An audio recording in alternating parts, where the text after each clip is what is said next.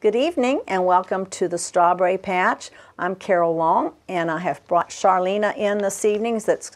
She is our festival president, executive director, and she's supposed to know everything that's going on with the festival. Now, it's been a rather interesting year, so there might be a few things that have slipped through the cracks, that's right. But we'll try to bring that to you. I also want to take this moment to thank Sharon Sabo at State Farm Insurance in Tennerton for being a sponsor of our Strawberry Patch. It's very important that we have sponsors for various events, so we salute all the sponsors that have helped with the West Virginia Strawberry Festival events to bring them to you. And for all of you who are in-house and can't get out, this is a special way for you to be a participant of the Strawberry Festival as well. So watch Channel 3 and look at the schedule in the paper, because there will be some things filmed and brought to you via Channel 3 on the West Virginia Strawberry Festival. So Charlena, welcome. Thank you. Are we ready? Yes, we are, Carol. I think we are ready. We have to be ready. We have to be ready. I mean, we have 4 days. You know, we might as well say 4 days from now, we'll be halfway through the first day. Yeah. I was talking to Tammy Rigger, and we can put a plug in for her. She's full. I know, the craft show is full. That is awesome. You've got your courthouse entertainment full too. Yes, we are doing really good. We are. We have, and we might start with this weekend in case you are going to be able to see this before Saturday. The horse and carriage parade will be here down Strawberry Lane at 4. And then from 11 to 4, we're full with our open case performances. We have 7 CEO clubs that are going to be selling. Our festival programs are in. Do we have it here? I think we laid it down someplace else. Anyway, our festival programs are in. They should be into some of the stores by tomorrow. And we're waiting. I have a group that's possibly going to be selling them through the parades. And the businesses downtown will have them, and we'll also have them here in our festival headquarters. So the programs will be $3, and we encourage you to get one because it tells you a little history of the festival. It shows pictures of a lot of different things. I think Rawson's has done a nice job with it this year. It looks very nice, Carol. I just saw it, and it's great. Yeah, lots of color. Nice job. Well, Ralston's did a wonderful job. Brian worked really hard. Yes, I kind of want to plug Brian Blankenship and Ron Williams. You know, of course, they are the new owners of Ralston's for about almost a year now. Right. And they're doing a great job down there. They are continuing to make that business flourish. Well, if you see the brochure, yes, this is very much like the front of the program. It's very bright, colorful, and has a lot of information in it. So we encourage you to get one for a festival keepsake. Yes. Now, if you are coming into the festival for next week, when is the first event and when does it actually open? Well, we are open starting this Saturday for everything, and we will have our opening ceremonies on Saturday at noon. Okay. And then on and Carol, we've already talked a little bit about, we're having those open case performances and the CEOs and the horse and carriage parade. Then on Sunday, our big event on this Sunday, with it being Mother's Day, we want to encourage you to spend some time with your mothers. Maybe visit, if you're in town this weekend, visit a church of your choice. Every church in Upshur County will open their arms to you. That's true. Whether you're from here in Buchanan or if you're from another state, another county, just go ahead and visit one of those. And then at 1 o'clock, we're having a horse and mule pull at the Bennett Farm. Tell us why the miniature horse was moved to the next weekend. Yes, we actually moved the miniature horses to March 17th. And the reasoning behind that is we actually have a lot of teams coming for the horse and mule pull, and now that the weather is looking so nice for Sunday, we're anticipating a lot more showing up, and there would be no way to have an event start at 10 o'clock and another one start at 1 o'clock at the same location. We wouldn't be done before we need to weigh in and do everything else. If somebody's interested in going to that, where do they find the horse pull? Depending on which direction you're coming from, if you're coming from town, your best bet is to just go out on Old Route 151 and follow, and you're going to go about 3.5 miles, and it's going to be on the left, and you'll start seeing signs. If you're coming in from the Elkins direction, Weston direction, and you're actually on 33, then you want to get off on the Kiesling Mill exit. If you're coming from Elkins, you're going to get off to the left. If you're coming from Weston, you're going to get off to the right. When you get to the road, you're going to stop, and it's going to be 151, and you're going to make a left. And from there, it's going to be about 1.5 miles. And what do they call it? The Bennett Farm. Bennett Farm. So I had someone to send me an email, and on the chute, so we want to make sure we Yes. know where that is too. So I'll let you give Yeah. directions on it. But I think it's really neat that we have a lot of horses and I guess mules are Yes. included. Tell us a little bit about what to expect at a horse pull. I've never been able to be there. What actually happens is that you will have teams of horses and you have, or mules, and you have your lightweight classes and your heavyweight classes. And it depends on the weight. And then what they will do is they will all start at a designated amount of poundage. Like, for example, I'm not positive, but I think they're starting at 300. That's what they typically start, around 300 to 400. But once then they start with,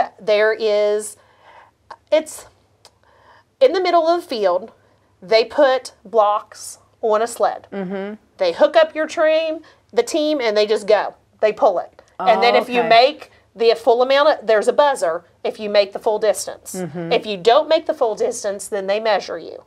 Okay, well, And that's then interesting. you keep knocking out and keep adding more weight until you have one team left. That's neat. It is. And road bowling, that's another one that yeah. we have, and that's on Saturday and Sunday Correct. of next weekend. The 16th and 17th. And a lot of people are into Yes. Irish road bowling, and is this not into the It championships? is. It is. So that's gonna Ours be is a good. qualifying that you get points to go towards the championships. Well, that's neat. And where is it located? It is actually on Turkey Run, and if you go out Old Route 20, like you would be going to Clarksburg, you're going to go.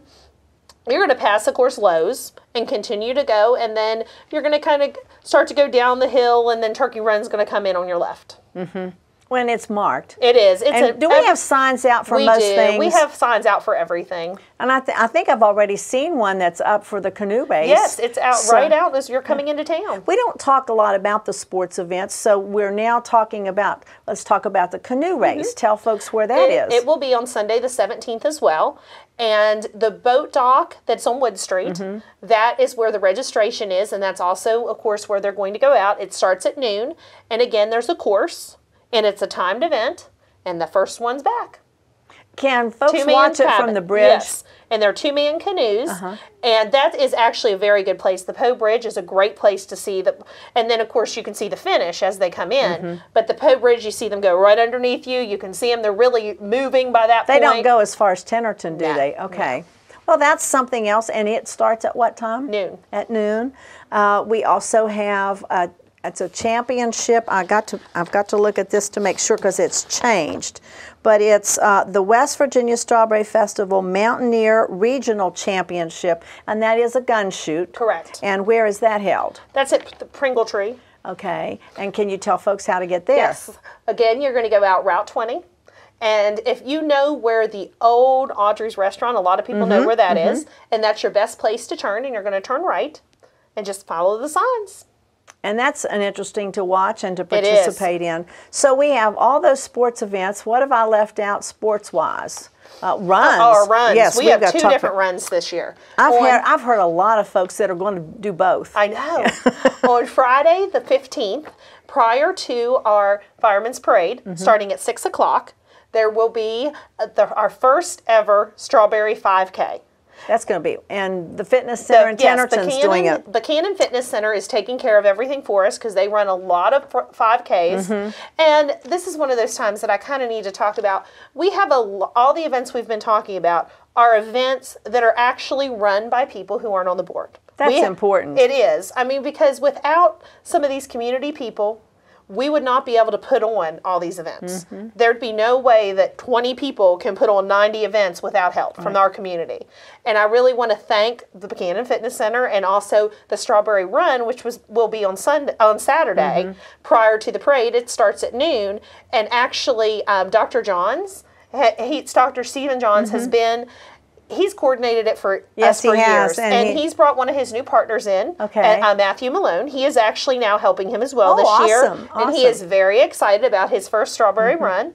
And it's one of those events where the first 75 people get a T-shirt, and they have a kids run, and they're doing a kids run for the 5K as well. So we have both of those running events on Friday and Saturday. Let me ask you something. I know you can usually sign up for the strawberry run here. Will you be able to do that as well for the other one? The other one, yes, they can. But what we're trying to encourage the people to do is to actually either go into the fitness center or do it online, because that way they're sure to get a better. And you can do it on race day as well. And tell us, it's going to start at a different location than what we've announced. Yes, actually, what you're going to be looking for is you're going to be going to. We originally said it was going to be at the fountain at Wesleyan. Well, that has been changed. But if you show up there will be somebody there to direct you in the right direction. Because anyone who's familiar with Buchanan, as you're coming up Marion Street or you're on Kanawha Street, there's actually kind of a triangle park, and that's where the registration is going to take place. That'll be good. And while we're talking about the Triangle Park and we're talking about Marion Street, we need to encourage folks not to travel that on festival parade days. Yes. That means the Thursday evening parade, the Friday evening parade, and the Saturday parade. Because there's a lineup down there and you can get into a real mess. Yes, you can. So there are a lot of alleys. I don't know if we have signs directing people. And we are going to try to have some people at those areas too. And one thing about Buchanan is there's always another way to get there. Yes, usually you can find it. Alleys are great. They are. Alleys are great. I mean, yeah, it might take you 5 extra minutes to get there, but you need to anticipate taking a little bit longer this coming week getting anywhere you need to go. And if folks are coming in from the Tenerton Rock Cave area, tell them, can they not turn off at what used to be the Moore's facility and go down to Wood Street and miss all this and come around downtown? And we're actually going to have signage starting as you're coming down the hill from the high school and where you can turn to Stony Run. Right. There's actually going to be a sign there as well directing people around on Saturday. So if they don't have a reason to come into town, if they do need to get somewhere else, they can avoid all of the parade. And if they're coming in on the Main Street exit, they can turn at the Brushy Fork. Correct. Which is right, and it's right close to John Jenkins and I believe the Toyota place. And when they get off the interstate, there's going to be signage there as well as some of our local law enforcement and state law enforcement encouraging those people to go Morton Avenue. Right. So there are ways to get around. If you're coming in from the Elkins Road, you can come across what used to be the Opo Bridge and go around and miss it. And if you're coming in, we do have a parade going on. It begins, actually, if you think about it, we have something on the highway, we have something on Main Street, what we call Strawberry Lane, from 12 o'clock on. Right, on Saturday. So it makes it really difficult to get through if you're not in the parade. So that's an interesting point that some folks don't quite know how to go to different facilities when they need to get there. But there are signs and there are people that will help you if you stop and ask. A lot of folks right here in the community know how to get around. Yes, they do. Now, the other thing you might mention, we're talking about streets, but I think that's important. I think it's very important. The other thing is when you're traveling Madison Street, where the carnival is that going to be closed off as well as Spring? How are they going to do that? No, actually, during the day, those streets are going to remain open. Okay. Now, Spring Street, where the carnival vendors are, part of that street, our food vendors, part of that, it will be open during the day, like a one lane, you're going to be able to get your 2 cars through. Same way around the post office and everything. Once the evenings hit, once the carnival opens, those streets are going to be closed down. So that way we don't have the congestion of people trying to travel as you have all the people walking around trying to get the vendors and everything else. So those streets will not close on Monday, Tuesday. Monday and Tuesday, those streets will close approximately at 5:30 because everything opens at 6. And will signs be put there so folks can't go? Yes, and there'll be the barricades. Yeah, sometimes those barricades aren't there and folks get wound up into it and can't get out. And then on Wednesday, those streets are actually going to be closed starting at 5 o'clock because of the fact that we're also closing Main Street on Wednesday night because we're having a car show, the Cruise In. Right.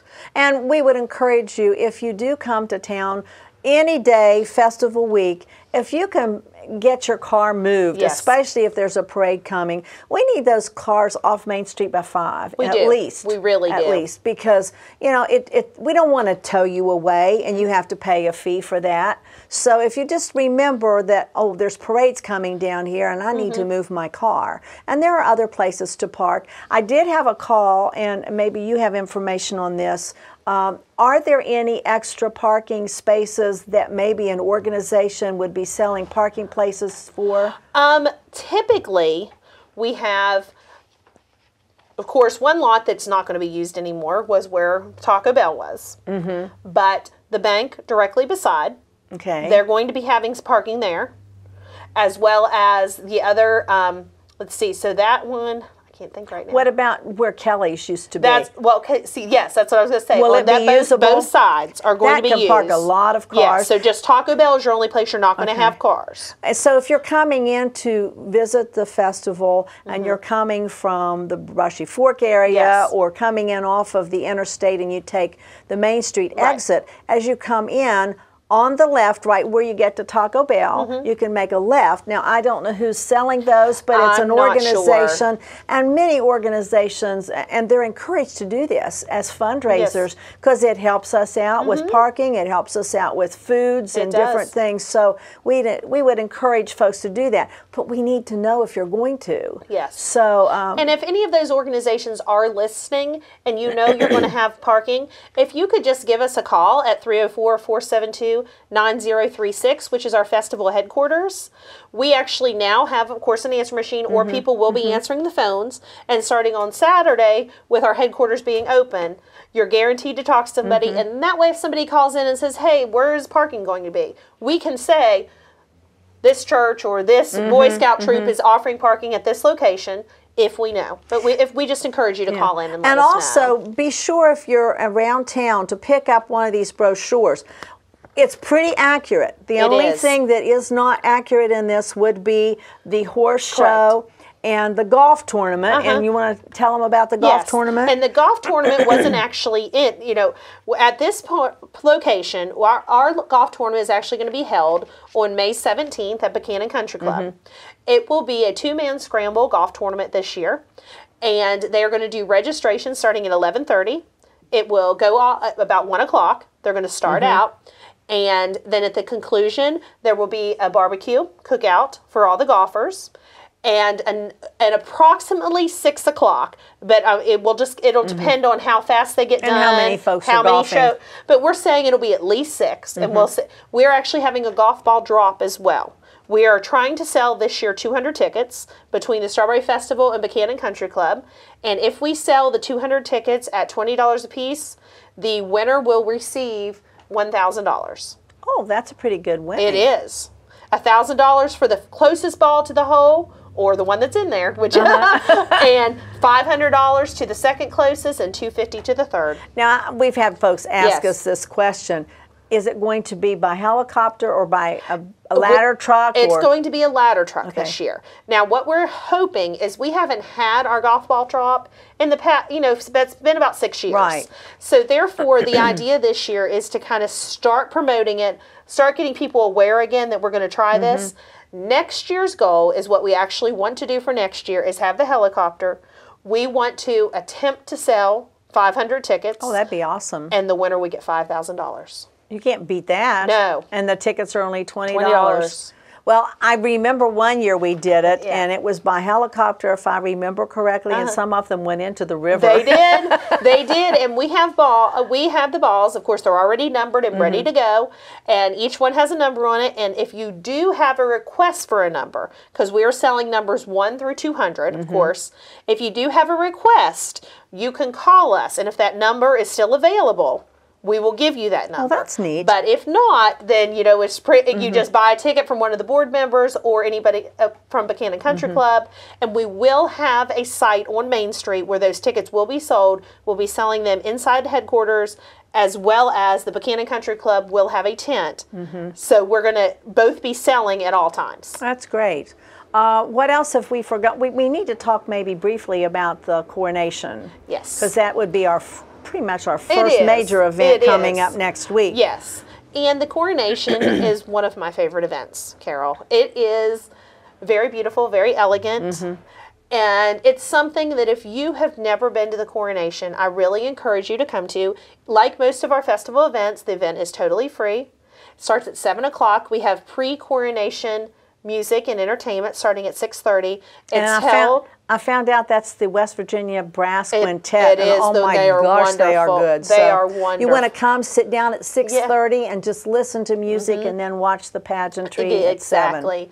And what's going to happen is we will have, of course, we have junior royalty. We'll have our board members come in, then we'll have our dignitaries, and then the junior royalty court will enter. And then we have the Teen Queens Court and the Mrs. Court. And then we will have our Festival King-elect, which is Cole Payne this year from Buchanan. His minor court, which they are all first graders from Upshur County. They're so cute. And they will come in, escort, and then will come the king. And then we'll have the Queen's minor court. And the boys come with the king, They and the do girls come with the queen. And then in will come our Queen-elect, and her name is Marlisa Lake. And she is she's originally from Philippi, but she's living in Fairmont right now.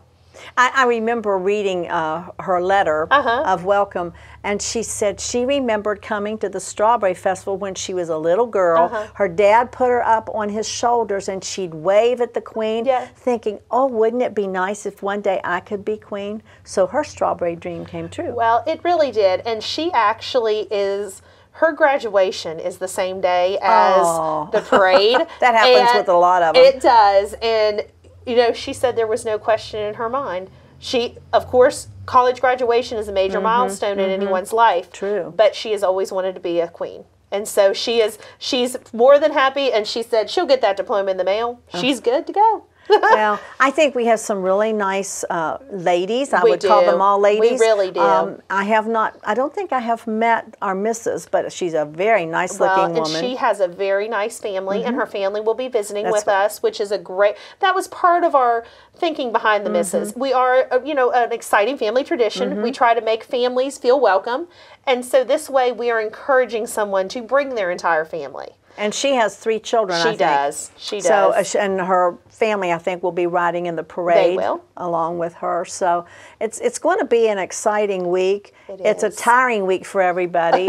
and not everything always goes the way it's supposed to. We have a plan A, a plan B, and a plan C for the other 2 that don't work. That's exactly right. And you have to sort of go with the flow sometimes. But we do our very best to make this an exciting family tradition with dreams coming true, strawberry dreams. And some of these strawberry dreams can come true with foods and all kinds of things that you can take home with you. The parades are going to be one of our best things. And I agree. If the weather's great, we're going to have a good turnout for everything. Lots of entertainment. We have a lot more courthouse entertainment this year. We have something going Tuesday, Wednesday, Thursday, Friday, and Saturday. Saturday, 2 shows down at the food court, which is going to be good. And we will have Main Street for the Party Gras on Friday night. And on Saturday night, we're going to be having entertainment for that as well. So that's going to be exciting. We have someone that's peeping in the window. She's going to come on next, so she can wait a minute. And another thing that I kind of want to encourage everybody to do if you're listening, and this says get on before Monday. Monday actually starts the carnival. Well, this year, between the carnival and actually the CVB, they are sponsoring an event that will actually from 6 to 6:30 on Monday. Oh, yes, we need to talk about that. I thought that would be something to plug right now. From 6 to 6:30, we are encouraging everyone in our entire community.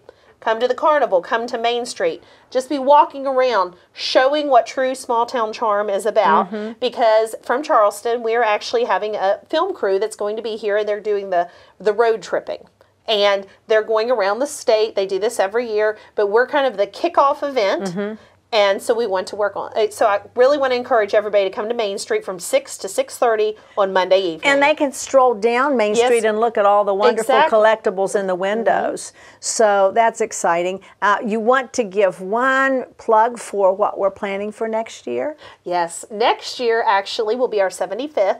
which is going to be a very big event. We've already started the planning, and we have actually already chosen the theme, and we will be picking the logo next week. And our theme for next year will be the 2016 West Virginia Strawberry Festival Diamond Jubilee. And again, that's going to be really special. When you think of diamonds, everybody likes Right. diamonds. And there is the Diamond Jubilee strawberry, and the diamond is symbolic of the 75. That's right. So, and a Jubilee is a special celebration. So we're going to really expect folks to be involved with that. And we'll put a plug in now. We're going to do windows with all the things we can find from the last 75 years.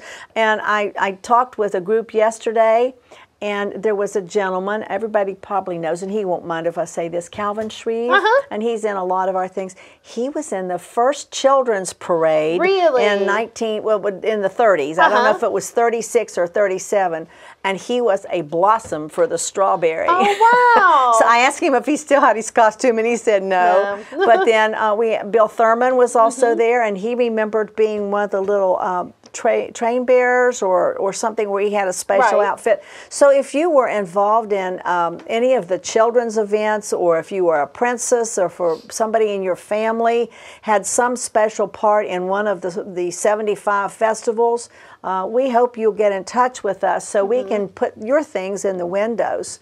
And I'll answer one last question. Folks asked me yesterday, why do the year 75 not jive with the 1936? And the reason for that is because we did not have a festival during World War II. Correct. So that's why when you add things up, it doesn't make any sense. Yeah, a lot of people get confused about that. They really do. So what is something really important that we've left out that you want to share with everybody in our last few minutes? I really can't think of anything major that we haven't discussed. I just really want to encourage everyone to come out to any event. We really do have something for everyone. Right. If you like the parades, come out for the parade. And it's free to sit and watch them. Exactly. And if by chance you can't make it out of your home, we try to make every to get you here and let you see what's happening. Of course, Channel 3 does a lot of our taping. Then on Saturday we have the Grand Featured Parade. That's everything. We try to encourage you. If you can't make it out, you're going to see it somewhere. We try. We try. And I mean, you can hit the craft show. You can hit the carnival. You can walk down Main Street and look at our windows. Come to the entertainment. Yeah. Yes, just sit at the courthouse. If you have nothing else to do, sit at the courthouse for the day and just listen to the entertainment. Well, not only that, but we encourage you to bring a lawn chair and come to the Strawberry Idols. The first one's on Thursday night at 8:30 with gospel. The second one's open class on Friday, and the finals are at 8 o'clock on Saturday. Bring your lawn chair. It's free for you. And boy, you'll hear some good entertainment. Yes, you will. So we just encourage you to make your plans to visit the 74th West Virginia Strawberry Festival, May the 9th through the 17th, for an exciting family tradition. And it is planned for every age that there is, all ages, all families, and we just encourage you to come. And we just thank all of our sponsors who are so gracious to give us sponsorship dollars. And I want to thank again Sharon Sabo and State Farm for all of their sponsors of the Strawberry Patch, so you can see behind the scenes. And want to thank Charlena for coming and for all the hard work you've put in this year, which is year number 2 for you. So she's done a good job. And if you see any of these festival folks, tell them that you have a good time. And I told somebody, and I'll close with this, the one thing that makes it worthwhile for each one of the volunteers is a smile on the face of somebody who's had a good time. So it's worth it if you come and have a good time. If you have questions, we'll answer. If you have concerns, we'll try to help you. But come and enjoy the Strawberry Festival. We'll see you there.